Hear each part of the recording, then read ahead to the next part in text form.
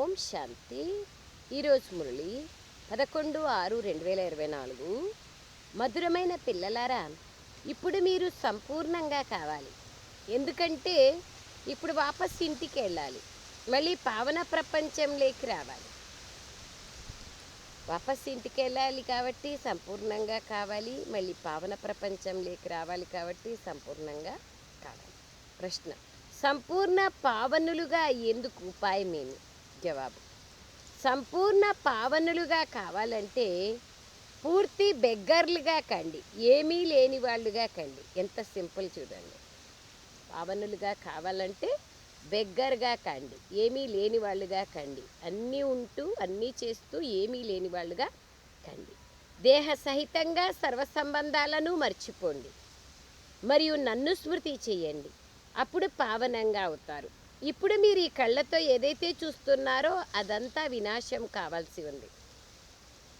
కావున ధనము, సంపద, వైభవాలు మొదలైన వాటన్నింటినీ మరచి పూర్తి బెగ్గర్లుగా కండి. ఇటువంటి బెగ్గర్లే అనగా నిరుపేదలే యువరాజులుగా అవుతారు. ఓం శాంతి. మధురాతి మధురమైన ఆత్మిక పిల్లల కోసం ఆత్మిక తండ్రి అర్థం చేస్తున్నారు. ప్రారంభంలో ఆత్మలందరూ పవిత్రంగా ఉంటాయని పిల్లలు బాగా అర్థం చేసుకున్నారు. ప్రారంభంలో అంటే సతయుగంలో, సతయుగ ప్రారంభంలో మనమే పావనంగా ఉండేవాళ్ళం. పతితంగా మరియు పావనంగా ఆత్మనే అవుతుంది. ఆత్మ పావనంగా ఉంటే సుఖము, ఆత్మ పతితంగా అయితే దుఃఖము. మేము పావనంగా అయితే పావన ప్రపంచానికి అధిపతులుగా అవుతామని మీ బుద్ధిలోకి వచ్చింది. దీనికోసమే మీరు ఇప్పుడు పురుషార్థం చేస్తున్నారు. దేనికోసము? పావనంగా అయ్యేందుకోసం, పావన ప్రపంచానికి మాలిక్గా అయ్యేందుకోసమే ఇప్పుడు మీరు పురుషార్థం చేస్తున్నారు.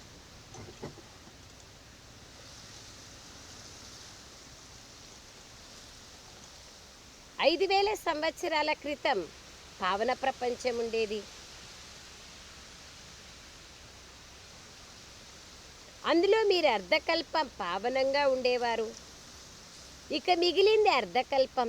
ఈ విషయాలను ఇంకెవ్వరూ అర్థం చేసుకోలేరు. పతితము మరియు పావనము, సుఖము మరియు దుఃఖము, పగలు మరియు రాత్రి సగం సగం ఉంటుంది. ఇది మీకు తెలుసు. మంచి వివేకవంతులు ఎవరైతే ఉంటారో, ఎవరైతే చాలా భక్తి చేసి ఉంటారో, అండర్లైన్ పాయింట్స్ ఇవన్నీ, వారే బాగా అర్థం చేసుకుంటారు. మధురమైన పిల్లలు, మీరు పావనంగా ఉండేవారు. కొత్త ప్రపంచంలో కేవలం మీరే ఉండేవారని బాబా అంటున్నారు. మిగిలిన వారు ఎవరైతే ఉన్నారో వారందరూ శాంతిధామంలో ఉండేవాళ్ళు. మళ్ళీ నంబర్ వారుగా మనుష్య సృష్టి వృద్ధి అవుతుంది. ఇప్పుడు మధురమైన పిల్లలైన మీకు ఎవరర్థం చేయిస్తున్నారు? తండ్రి. ఆత్మలకు తండ్రి అయిన పరమాత్మ అర్థం చేయిస్తున్నారు. దీన్ని సంగమ యుగం అని అంటారు. దీన్నే కుంభము లేదా కలయిక అని అంటారు. మనుష్యులు ఈ సంగమ యుగాన్ని మర్చిపోయారు. 4 యుగాలు ఉంటాయని, 5వది ఈ చిన్న లీప్ యుగమైన సంగమ యుగమని బాబా అర్థం చేయించారు. దీని ఆయుష్ చాలా చిన్నది, 100 సంవత్సరాలు మాత్రమే. ఎక్కడ 5000 సంవత్సరాలు, ఎక్కడ 100 సంవత్సరాలు. అందుకే బాబా అంటున్నారు ఈ సంగమ యుగం ఆయుష్ చాలా చిన్నది. నేను ఇతడి వానప్రస్థావస్థలో ప్రవేశిస్తాను. అది అనేక జన్మల అంతిమ జన్మలోని అంతిమ సమయంలో. ఇది పిల్లలకు బాబా ఇచ్చే పాలన. చదువు అనేది బాబా ఇచ్చే పాలన. బాబా వీరిలోకి ప్రవేశించారు. వీరి చరిత్రను కూడా వినిపించారు. నేను ఆత్మలతోనే మాట్లాడతానని బాబా చెప్తున్నారు. ఆత్మకు మరియు శరీరానికి రెండింటికి కలిపి పాత్ర ఉంటుంది. వీరిని జీవాత్మ అని అంటారు. పవిత్ర జీవాత్మ, అపవిత్ర జీవాత్మ. సత్యుగంలో చాలా కొద్ది మంది దేవీ దేవతలే ఉంటారని పిల్లలైన మీ బుద్ధిలో ఉంది. మరియు జీవాత్మలైన మేమే ఎవరమైతే సత్యుగంలో పావనంగా ఉండేవాళ్ళమో మళ్ళీ 84 జన్మల తర్వాత పతితులుగా అయ్యాం అని స్వయం గురించి అంటారు. పతితుల నుండి పావనులుగా, పావనుల నుండి పతితులుగా ఈ చక్రం తిరుగుతూనే ఉంటుంది. స్మృతిని కూడా ఆ పతిత పావనుడైన శివబాబానే చేస్తారు. బాబానే పతితుల నుంచి పావనులుగా చేస్తారు కదా. కావున ప్రతి 5,000 సంవత్సరాల తర్వాత తండ్రి ఒకేసారి వస్తారు. వారొచ్చి స్వర్గ స్థాపన చేస్తున్నారు. భగవంతుడు ఒక్కరే, తప్పకుండా వారే పాత ప్రపంచాన్ని కొత్తగా తయారు చేస్తారు. మళ్ళీ కొత్త దానిని పాతగా ఎవరు చేస్తారు? న్యాచురల్గా అయిపోతుంది రావణుడు. ఎందుకంటే రావణుడే దేహాభిమానిగా తయారు చేస్తారు. శత్రువుని కాల్చుతారే కానీ మిత్రుణ్ణి కాల్చరు. సర్వులకు మిత్రుడు ఒక్క పరమాత్మ. వారు సర్వులకు సద్గతిని చేస్తారు. వారిని అందరూ గుర్తు చేసుకుంటారు. ఎందుకంటే అందరికీ సుఖం ఇచ్చేవారు ఒక్క బాబానే. అయితే బాబా సుఖం ఇస్తారంటే దుఃఖం ఇచ్చేవాళ్ళు కూడా ఉండాలి కదా. బాబా యొక్క రహస్యం చూడండి. ఎవరో ఉండాలి కదా. అతడు పంచవికారాల రూపీ రావణుడు. అర్ధకల్పం రామరాజ్యం, అర్ధకల్పం రావణ రాజ్యం ఉంటుంది. స్వస్తిక్ని తయారు చేస్తారు కదా.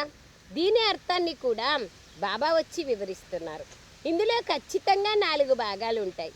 కొద్దిగా కూడా ఎక్కువ తక్కువ ఉండదు. స్వస్తిక్ రాస్తాం కదా. ఎవరు ఇల్లు కొత్తగా చేరినా స్వస్తిక్ అనేది రాస్తారు. కొత్త బుక్కులు తెచ్చినా స్వస్తిక్ రాస్తారు. వినాయక చవితికి అన్నింటికి స్వస్తిక్ రాస్తారు. దీపావళి రోజు స్వస్థితి గురించి తెలుసుకోవడమే స్వస్తిక్ రాయడం. దీని అర్థాన్ని కూడా బాబా వివరిస్తారు. ఇందులో ఖచ్చితంగా 4 భాగాలు ఉంటాయి. కొద్దిగా కూడా ఎక్కువ తక్కువ ఉండదు. ఈ డ్రామా చాలా ఖచ్చితంగా ఉంది. కొందరు చాలా దుఃఖితులుగా ఉన్నాము, ఈ డ్రామా నుండి వెళ్ళిపోవాలి, దీనికన్నా జ్యోతిలో జ్యోతి కలిసిపోవడం లేదా బ్రహ్మ మహతత్వంలో లీనం కావడం మంచిది అని భావిస్తారు. దుఃఖాన్ని సహించలేక. ఇదే బాబా అంటున్నారు. దుఃఖాన్ని సహించలేక ప్రతి ఒక్కరూ వాళ్ళకి ఎట్లా తోచితే అట్లా చెప్తూ పోతారు. అందుకే బాబా అంటున్నారు. ఇప్పుడు మీరు కూడా బాబాని పిలుస్తూ వచ్చినారు. ఎందుకు పిలిచినాము? దుఃఖాన్ని దూరం చేసి సుఖాన్ని ఇవ్వని పిలుస్తూ వచ్చినాము. అందుకే బాబా అంటున్నారు, నేను ఇప్పుడు వచ్చినాను, మిమ్మల్ని నేను దుఃఖాల నుండి దూరం చేస్తాను. చేసేందుకే వచ్చినారు కదా బాబా. సో బాబా అంటున్నారు, ప్రపంచంలో ఆ విధంగా భావిస్తారు. అంతే, మాకొద్దు స్వామి, ఈ సుఖము వద్దు, ఈ దుఃఖము వద్దు, ఆత్మకు మోక్షం లభిస్తే చాలు, జ్యోతిలో లీనమైతే చాలు అంటారు. అదే బాబా అంటున్నారు. ఆ విధంగా చెప్తారు. ఎందుకంటే సుఖాన్ని వాళ్ళు ఎప్పుడు చూడనే లేదు, అందుకని సుఖమే వద్దు అంటారు. బాబా అంటున్నారు, ఏమేమో ఆలోచిస్తూ ఉంటారు కానీ ఎవరూ వెళ్ళలేరు. భక్తి మార్గంలో రకరకాలుగా ప్రయత్నం చేస్తారు. సన్యాసులు శరీరాన్ని వదిలినప్పుడు వారు స్వర్గంలోకి లేదా వైకుంఠంలోకి వెళ్ళారు అని భావిస్తారు. చెప్తారు కదా, స్వర్గస్థులైనారు అని, లేదా వాళ్ళు ఐక్యమైపోయినారు అంటారు. ప్రవృత్తి మార్గం వారే ఫలానా వారు స్వర్గస్థులైనారు అని అంటారు. ఆత్మలకు స్వర్గం గుర్తుకొస్తుంది, మీకైతే అందరికన్నా ఎక్కువ గుర్తుకొస్తుంది.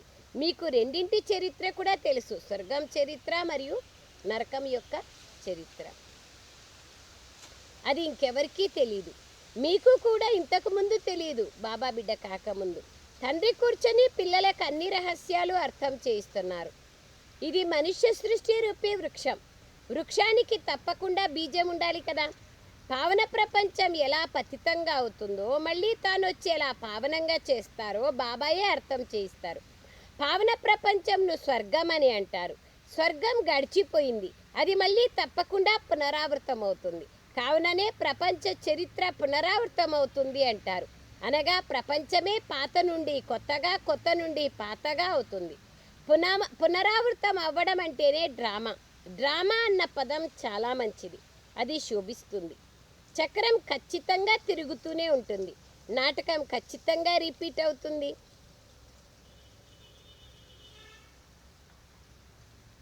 బాబా అంటున్నారు, ఒకవేళ నాటకంలో ఎవరైనా అనారోగ్యం లేదా బాగా లేకపోతే వారు సెలవు తీసుకుంటారు. పిల్లలైన మీ బుద్ధిలో ఇది ఉంది. మనమే పూజ్య దేవీ దేవతలుగా ఉంటిమి, మళ్ళీ పూజారీలుగా అయ్యాం. బాబా వచ్చి పతితుల నుండి పావనులుగా, పూజ్య దేవతలుగా తయారు చేస్తున్నారు. అలాంటి యుక్తిని కూడా తెలియచేస్తున్నారు. 5,000 సంవత్సరాల క్రితం తెలియచేసినట్లుగానే తెలియచేస్తున్నారు. పిల్లలు నన్ను స్మృతి చెయ్యండి అని మాత్రమే అంటారు. తండ్రి మొట్టమొదట మిమ్మల్ని ఆత్మాభిమానిగా తయారు చేస్తారు. పిల్లలు మొట్టమొదట స్వయాన్ని ఆత్మగా భావించండి. తండ్రినైనా నన్ను స్మృతి చేయండి. ఈ పాఠం పక్కా చేసుకోండి. బాబాని స్మృతి చేసే పాఠం పక్కా చేసుకోండి. స్వయంని ఆత్మ అని తెలుసుకోండి. బాబాను స్మృతి చేయండి. ఇంకా వేరే ఏ పాఠము అవసరం లేదు. ఇదొక పాఠము పక్కా చేసుకుంటే చాలు. మిమ్మల్ని నేను ఎంతగానో స్మృతి చేయిస్తాను, అయినా కానీ మీరు మర్చిపోతారే. ప్రతిరోజు చెప్తాను కానీ మర్చిపోతారే. బాబా చూడండి ఏమంటున్నారు, ప్రతిరోజు నేను మీకు తెలియచేస్తాను, అయినా మీరు నన్ను మర్చిపోతారే అంటున్నారు. ఎప్పటి వరకైతే డ్రామా అంతిమం రాదో అప్పటి వరకు మర్చిపోతూనే ఉంటారు. ఎప్పుడైతే వినాశ సమయం వచ్చేస్తుందో అప్పుడు మీ చదువు పూర్తి అయిపోతుంది. మళ్ళీ మీరు శరీరాన్ని వదిలేస్తారు. సర్పము కూడా తన పాత కుబుసాన్ని వదిలేస్తుంది కదా, పాతది వదిలేస్తుంది, కొత్తది ధారణ చేస్తుంది సర్పం. అట్లానే మనం కూడా అంతే. బాబా అంటున్నారు, సో బాబా మొన్న మురళిలో కూడా చెప్తున్నారు కదా, సర్పం 2-3 కుబుసాలు వదిలేసి తర్వాత శరీరం వదులుతుంది. కావున పిల్లలైన మీరు ఎప్పుడైతే కూర్చుంటారో లేదా నడుస్తూ తిరుగుతూ ఉంటారో అప్పుడు ఆత్మాభిమానులుగా ఉండండి అని బాబా కూడా అర్థం చేయిస్తారు. ఇంతకుముందు మీకు దేహాభిమానం ఉండేది, ఇప్పుడు ఆత్మాభిమానులుగా కండి అని బాబా అంటున్నారు. దేహాభిమానంలోకి రావడం వల్ల మిమ్మల్ని పంచవికారాలు పట్టుకుంటాయి. ఆత్మాభిమానులుగా అవ్వడం ద్వారా ఏ వికారము ప్రవేశం చెయ్యదు. ఆత్మాభిమానులుగా ఈ తండ్రిని చాలా ప్రేమగా స్మృతి చేయాలి. ఆత్మలకు ఈ సంగమయుగంలో పరమాత్మ అయిన తండ్రి ప్రేమ లభిస్తుంది. దీన్ని కళ్యాణకారి సంగమయుగం అంటారు. ఈ సమయంలో తండ్రి మరియు పిల్లలు కలుసుకుంటారు. ఆత్మలైన మీరు కూడా శరీరంలో ఉన్నారు, అలాగే బాబా కూడా శరీరంలోకొచ్చి మీతో కలుసుకుంటున్నారు. ఆత్మపైన నిశ్చయం ఏర్పరుస్తున్నారు. తండ్రి ఒకేసారి ఎప్పుడైతే అందరినీ వాపస్ ఇంటికి తీసుకెళ్లాలనో అప్పుడు బాబా వస్తారు. మేమందరము పతితులుగా ఉన్నామని మీకు తెలుసు, మీరు పావనులు, మీరొచ్చి మమ్మల్ని పావనంగా చెయ్యండి అని పిలుస్తూ వచ్చినారు. తండ్రి ఏ విధంగా పావనంగా చేస్తారో ఇప్పుడు మీరు అర్థం చేసుకున్నారు. ఎప్పటి వరకైతే వారు తయారు చెయ్యరో అప్పటి వరకు ఎలా తెలుసుకోగలరు? ఆత్మ చిన్న నక్షత్రం వంటిది, అది కూడా మీకు తెలుసు. బాబా కూడా చిన్న నక్షత్రం వంటి వారే, కానీ బాబా జ్ఞాన సాగర్లు, సర్వశక్తివంతులు, శాంతి సాగర్లు. మీరు మమ్మల్ని తన సమానంగా తయారు చేస్తారు. ఈ జ్ఞానం పిల్లలైన మీలోనే ఉంది. దీనిని మళ్ళీ మీరు అందరికీ అర్థం చేయిస్తారు. మళ్ళీ సత్యుగంలో ఎప్పుడైతే మీరు ఉంటారో అప్పుడు ఈ జ్ఞానాన్ని వినిపిస్తారా? లేదు. జ్ఞాన సాగరుడైన తండ్రి ఒక్కరే. దుఃఖం కలిగినప్పుడే కావాలి కదా, సుఖంగా ఉన్నప్పుడు ఎందుకు? ఎవరొచ్చి ఇచ్చినా కూడా వద్దంటారు. ఈ కాలంలో కూడా బాగా మెహల్స్లో ఉన్నారు, చాలా షావుకారులుగా ఉన్నారు. దేవుడంటే ఇష్టమే కానీ ఇవన్నీ పనులు చేసేది మాకు కష్టమని అస్సలు ఆధ్యాత్మికం అంటే ఇంట్రెస్టే చూపించరు. దుఃఖం ఉంటే కదా, అందుకే బాబా అంటున్నారు సుఖంలో ఉన్నప్పుడు భగవంతుడు రావాల్సిన అవసరం లేదు. కానీ ఇక్కడైతే ఎంత సుఖం ఉన్నా కూడా మనశ్శాంతి లేదు. అల్పకాలిక సుఖం ఉంది కానీ సదాకాలిక సుఖం లేదు. బాబా అంటున్నారు పిల్లలైన మీలో ఉంది, దీన్ని మళ్ళీ మీరు అందరికీ అర్థం చేయిస్తారు. మళ్ళీ సత్యుగంలో ఎప్పుడైతే మీరు వస్తారో అప్పుడు ఈ జ్ఞానాన్ని వినిపిస్తారా? లేదు. జ్ఞాన సాగరుడైన తండ్రి ఒక్కరే, వారు మిమ్మల్ని ఇక్కడే చదివిస్తారు. అందరి జీవనగాథ కావాలి కదా, దాన్ని తండ్రి వినిపిస్తున్నారు. కానీ మీరు గడియ గడియ మర్చిపోతూ ఉంటారు. మీకు మాయతో యుద్ధం జరుగుతోంది. బాబాను మేము స్మృతి చేస్తున్నాము, మళ్ళీ మర్చిపోతున్నాము అని కూడా అంటారు. మాయయే మీ శత్రువు, అది మిమ్మల్ని మర్పిస్తుంది, అనగా బాబా నుండి విముఖంగా చేసేస్తుంది. పిల్లలైన మీరు ఒకేసారి బాబా సమ్ముఖంలోకొస్తారు. సంగమయుగంలో మాత్రమే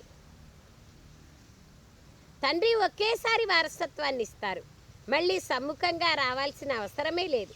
పాపాత్మ నుండి పుణ్యాత్మగా స్వర్గానికి అధిపతిగా బాబా తయారు చేస్తున్నారు అంతే. మళ్ళీ వారు వచ్చి ఏం చేస్తారు అని అనుకుంటారు, అడుగుతారు, తెలీదు. మీరు పిలిచారు, నేను ఖచ్చితంగా నా సమయంలో వచ్చాను. ప్రతి 5000 సంవత్సరాల తర్వాత నేను నా సమయానికి వస్తాను. ఇది ఎవ్వరికీ తెలియదు. శివరాత్రిని ఎందుకు జరుపుకుంటారో, వాళ్ళు వచ్చి ఏం చేసినారో ఎవ్వరికీ తెలియదు. కావుననే శివరాత్రి రోజు సెలవు మొదలైనవే ఇవ్వరు. మిగిలిన జన్మదినాలన్నింటికీ సెలవిస్తారు. కానీ శివబాబా చెప్తున్నారు, శివబాబా వస్తారు, ఇంతటి పాత్రను అభినయిస్తారు, కానీ దాని గురించి ఎవ్వరికీ తెలియదు. దాని అర్థమే తెలియదు. భారతదేశంలో ఎంతటి అజ్ఞానం ఉంది. అందుకే బాబా అంటున్నారు, భారతదేశంలోనే మొట్టమొదట జ్ఞానాన్ని తెలియచేస్తారు. శివబాబాయే ఉన్నతోన్నతమైన వారని పిల్లలైన మీకు తెలుసు. కావున తప్పకుండా మనుషులను ఉన్నతోన్నతంగా తయారు చేస్తారు కదా. నేను ఇతడికి జ్ఞానం ఇచ్చాను. ఎవరికి? బ్రహ్మాబాబా వాళ్ళకి. యోగమును నేర్పించాను. దానితో ఇతడు నర నుండి నారాయణుడిగా అయ్యారు. వారు ఈ జ్ఞానాన్ని విన్నారు. ఈ జ్ఞానం భారతదేశం కోసమే. ఇది ఇంకెవరికీ శోభించదు. మీరు మళ్ళీ అలా తయారు కావాలి, లక్ష్మీ నారాయణుల వలె. ఇంకెవరు అలా కారు. ఇది నర నుండి నారాయణుడిగా అయ్యేటువంటి కథ.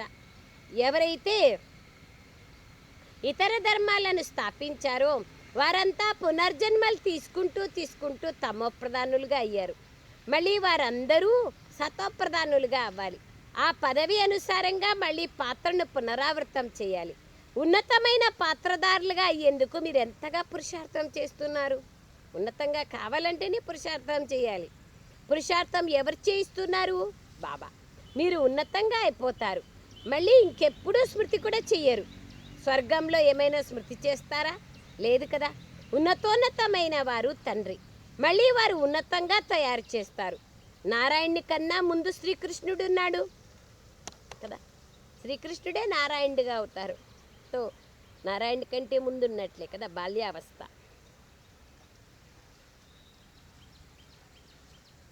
బాబా అంటున్నారు, నారాయణ కన్నా ముందు శ్రీకృష్ణుడు ఉన్నాడు కదా, మరి మీరు నర నుండి నారాయణుడిగా అవ్వాలని ఎందుకంటారు, కృష్ణునిగా అవ్వాలని ఎందుకన్నారు? మొదట నారాయణుడిగా అయితే కారు కదా, మొదట యువరాజైన కృష్ణునిగానే అవుతారు. కానీ పరిపూర్ణం కదా. నారాయణుడు ఫుల్, బాల్యం కాదు. బాల్యంలో పుష్పం వలె ఉంటారు. లక్ష్మీనారాయణులు యుగళ్ళు కదా. బ్రహ్మచారికే మహిమ ఉంటుంది. చిన్నపిల్లలను సత్వప్రధానులని అంటారు. మేము మొట్టమొదట తప్పకుండా యువరాజులుగా అవుతామని పిల్లలైన మీ మనసులో ఉంది. మనసులో ఉంటే చాలు. యువరాజులుగా అవుతామనే నష ఉండాలి. నిరుపేదల నుండి యువరాజులుగా అవుతారు. బెగ్గర్ అని ఎవరినంటారు? వేడుకునే వాళ్ళనే బెగ్గర్ కాదు. అన్నీ ఉన్నా ఏమీ లేని వాళ్ళుగా కావడమే బెగ్గర్గా కావడం. ఆత్మనే శరీరంతో పాటు బెగ్గర్ లేదా షౌకార్ అని అంటారు. ఈ సమయంలో అందరూ బెగ్గర్లుగా అయిపోయారు. ఎంత షౌకార్లైనా శాంతి కావాలని కోరుకుంటారు కదా, తో బెగ్గరే కదా. దేవుని దగ్గరికి వెళ్ళి అమ్మ దయ చూపించంటారు, శాంతిని అప్ప అంటారు, సద్బుద్ధిని అప్ప అంటారు. సో అంటే బెగ్గరనే కదా. అంటున్నారు అందరూ సమాప్తం కావాల్సిందే. మీరు ఈ సమయంలో శరీర సహితంగా ఏమీ లేని వాళ్ళుగా, బెగ్గర్లుగా, నిరుపేదలుగా కావాలి. డబ్బు ఏదైతే ఉందో అదంతా సమాప్తమైపోతుంది. ఆత్మ నిరుపేదగా కావాలి. అంతా వదిలేయాలి. మళ్ళీ అప్పుడే ప్రిన్స్గా కాగలరు. ధనము, సంపద మొదలైన వాటన్నింటినీ వదిలి నిరుపేదలుగా అయ్యి వాపస్ ఇంటికి వెళ్ళాలని మీకు తెలుసు. మళ్ళీ కొత్త ప్రపంచంలోకి వెళ్ళి యువరాజులుగా వస్తాం. ఏదైతే ఉందో దాన్నంతటిపైన మోహ మమకారాల్ని వదిలేయండి. బలవంతంగానైనా వదిలేయాలి. అంతిమంలో ఈ పాత వస్తువులు ఎందుకు పనికిరావు. ఆత్మ పవిత్రంగా అయిపోతుంది. మళ్ళీ పాత్రను అభినయించేందుకు ఇక్కడికి కల్పపూర్వం వలె వస్తుంది. ఎంతెంతగా మీరు ధారణ చేస్తారో అన్ని విషయాలు, బాబా చెప్పే ప్రతి విషయంలోనూ ధారణ అవసరం. అంతంతగా ఉన్నత పదవి లభిస్తుంది. బెగ్గర్లుగా కావడం అంటే సాధారణమైన విషయం కాదు. ఈ సమయంలో ఎవరి వద్దనైనా 5 కోట్లున్నాయంటే అది కూడా సమాప్తమైపోతుంది. మనం మళ్ళీ కొత్త ప్రపంచంలోకి వెళ్తాం. కొత్త ప్రపంచంలోకి వెళ్ళేందుకు మీరు ఇక్కడికి వచ్చారు.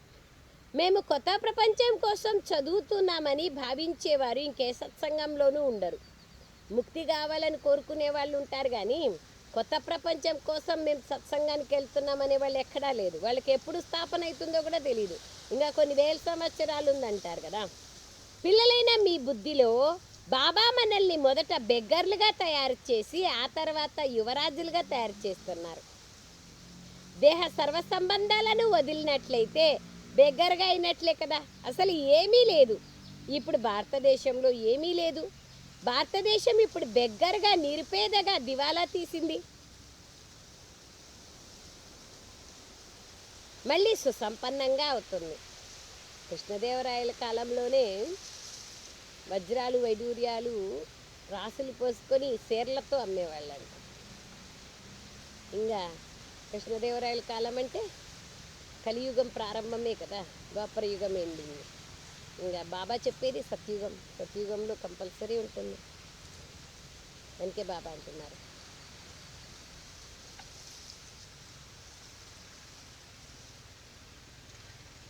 అసలు ఏమీ లేదు ఇప్పుడు భారతదేశం ఇప్పుడు బెగ్గరగా నిరుపేదగా దివాలా తీసింది. అందుకే సెంట్రల్ గవర్నమెంట్తో అప్పులు తీసుకుంటాను. మళ్ళీ సుసంపన్నంగా అవుతుంది. అలా ఎవరు తయారు చేస్తారు?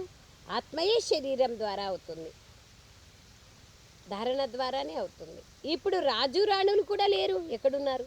వారు కూడా దివాలా తీస్తున్నారు. రాజా రాణుల కిరీటం కూడా లేదు.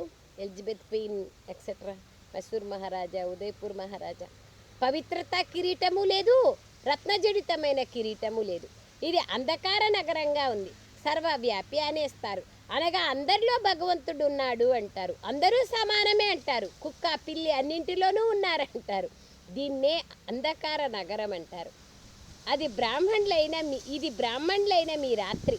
జ్ఞానం అనే పగలొస్తోందని ఇప్పుడు అర్థం చేసుకున్నారు. సత్యుగంలో అందరూ జాగంతి జ్యోతుల్లాగా ఉంటారు. ఆత్మాభిమాని స్థితిలో ఉంటారు.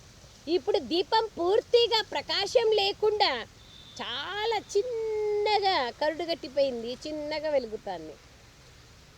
అందుకే బాబా అంటున్నారు ఆరిపోయింది. భారతదేశంలోనే దీపాన్ని వెలిగించే ఆచారం కూడా ఉంది. ఇంకెవరూ దీన్ని వెలిగించరు. మీ జ్యోతి ఆరిపోయి ఉంది. సత్వప్రధానమైన విశ్వాధిపతులుగా ఉండేవారు. ఆ శక్తి తగ్గుతూ ఇప్పుడు ఎటువంటి శక్తి లేదు. మళ్ళీ మీకు శక్తినిచ్చేందుకు బాబా వచ్చారు. ఇప్పుడు బ్యాటరీ నిండుతోంది. ఆత్మకు పరమాత్మ అయిన తండ్రి స్మృతి ఉండడం ద్వారా బ్యాటరీ నిండుతుంది. బాబాతో కనెక్షన్ పెట్టుకుంటే బ్యాటరీ నిండుతుంది. అచ్చా मीठे सिखलदे बच्चों प्रति माता पिता बाप दादा का याद प्यार और गुड मॉर्निंग। रूहानी बाप की रूहानी बच्चों को नमस्ते। हम रूहानी बच्चों की रूहानी माता पिता बाप दादा को याद प्यार गुड मॉर्निंग और नमस्ते नमस्ते नमस्ते बाबा नमस्ते। Thank you Baba, thank you. సారాంశం, ఇప్పుడు నాటకం పూర్తి అవుతోంది. వాపస్ ఇంటికి వెళ్ళాలి. కాబట్టి ఆత్మను బాబా స్మృతి ద్వారా సత్వప్రధానంగా పావనంగా తప్పక తయారు చేసుకోవాలి. బాబా సమానంగా జ్ఞాన సాగర్నిగా శాంతి సాగర్నిగా ఇప్పుడే కావాలి.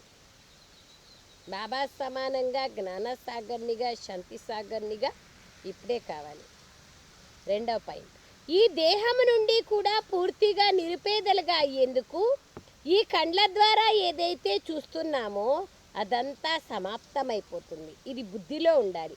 మనం నిరుపేదల నుండి యువరాజులుగా కావాలనేది బుద్ధిలో ఉండాలి. కొత్త ప్రపంచం కోసమే మనం ఇప్పుడు ఇక్కడ చదువుకుంటున్నాం. వరదానం, చమత్కారం చూపించేదానికి బదులుగా అవినాశి భాగ్యం యొక్క మెరుస్తున్న నక్షత్రంగా తయారు చేసే సిద్ధి స్వరూపాత్మలుగా కండి. చమత్కారం ఏముంది? అక్కడుండే వస్తువుని ఇక్కడ పెట్టడమే చమత్కారం. అది వద్దు. ఇతరుల భాగ్యాన్ని తయారు చేయండి. ఈ రోజుల్లో అల్పకాలిక సిద్ధి కలిగిన వాళ్ళు చివరిలో పైనుండి వచ్చిన కారణంగా సత్వప్రధాన స్థితి ప్రమాణంగా పవిత్రత ఫలస్వరూపంగా అల్పకాలం యొక్క చమత్కారాన్ని చూపిస్తారు. కానీ ఆ సిద్ధి సదాకాలం ఉండదు. ఎందుకంటే కొద్ది సమయంలోనే సతో రజో తమో ఈ 3 స్థితులను ఆ ఆత్మ దాటుకుంటుంది. ఏ ఆత్మ అయినా పరంధామం నుంచి వచ్చిందంటే స్వతప్రధానంగా ఉంటుంది. పవిత్ర ఆత్మలైన మీరు సదా సిద్ధి స్వరూపులు. చమత్కారాన్ని చూపించేందుకు బదులుగా మెరుస్తున్న జ్యోతిస్వరూపులుగా తయారు చేసేవారు. మనము తయారై ఇతరులను తయారు చేసేవారు. అవినాశి భాగ్యపు మెరుస్తున్న నక్షత్రాలుగా తయారు చేసేవారు. కావున అందరూ మీ వద్దకు దానాన్ని స్వీకరించడానికి తప్పక వస్తారు. టైం దగ్గరకు వచ్చింది. స్లోగన్: అనంతమైన వైరాగ్య వృత్తి యొక్క వాయుమండలం ఉన్నట్లయితే సహయోగి సహజయోగిగా అయిపోతారు. అనంతమైన వైరాగ్య వృత్తి యొక్క వాయుమండలం ఉంటే సహజయోగి సహయోగిగా అయిపోతారు. 11వ తేదీ అవ్యక్త ఇషారా. ఈ అంతిమ జన్మలో బ్రాహ్మణాత్మల ద్వారా కూడా అన్ని లెక్కాచారాలు ఇక్కడే సమాప్తం కావాల్సి ఉంది. ధర్మరాజపురి నుండి రక్షించబడేందుకు బ్రాహ్మణులు ఎక్కడో ఒక చోట నిమిత్తులుగా అవుతారు. అందుకే ఈ బ్రాహ్మణ పరివారంలో ఇలా జరుగుతుందేమి అని భయపడకండి. ఇక్కడ లెక్కాచారాలు తీరిపోయి ఉన్నతి జరుగుతుంది. ఈ సంతోషంలో సదా ఉండండి. ఏం జరిగినా దాంట్లో కళ్యాణం ఉంది అని తెలుసుకోండి. బ్రాహ్మణాత్మలన్న నిమిత్తం కావచ్చు, సమయం, సందర్భం, పరిస్థితి, అనారోగ్యాలు ఏమైనా నిమిత్తం కావచ్చు. అచ్చా. ఓం శాంతి. థ్యాంక్ యూ బాబా. Thank you.